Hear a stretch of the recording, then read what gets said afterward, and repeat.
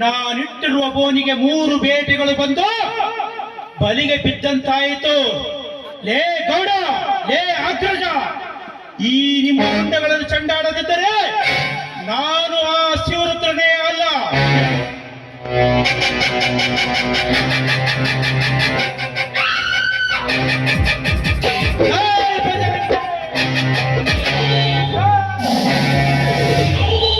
ಅಮ್ಮ, ನಿನಗೆ ಮಾತು ಕೊಟ್ಟಂತೆ ಆ ಮೂವರ ರುಂಡಗಳನ್ನು ಚಂಡಾಡಿ ನಿನ್ನ ಪಾದಕ್ಕೆ ಅರ್ಪಿಸುತ್ತೇನಮ್ಮ.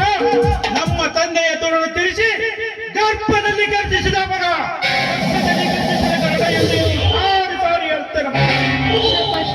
ಶಬಾಷ್, ಕೊನೆಗೂ ಈ ನಿನ್ನ ತಾಯಿ ಕೊಟ್ಟ ಮಾತನ್ನು ನಡೆಸಿಕೊಟ್ಟೆ. ಸಂತೋಷವಾಯ್ತಪ್ಪ, ತುಂಬಾ ಸಂತೋಷವಾಯ್ತು. ದುಷ್ಟರನ್ನ ಸಂಹಾರ ಮಾಡಿ ಶಿಷ್ಟರನ್ನ ರಕ್ಷಿಸೋದಕ್ಕೆ ಆ ಜಗನ್ಮಾತೆ ಯಾವುದಾದ್ರೂ ರೂಪದಲ್ಲಿ ಬಂದೇ ಬರ್ತಾಳೆ ಅನ್ನೋದಕ್ಕೆ ಇದೇ ಸಾಕ್ಷಿ. ನಮ್ಮೆಲ್ಲರನ್ನ ಒಂದುಗೂಡಿಸಿದ ಆ ಜಗನ್ಮಾತೆಯನ್ನು ಪ್ರಾರ್ಥಿಸಿ.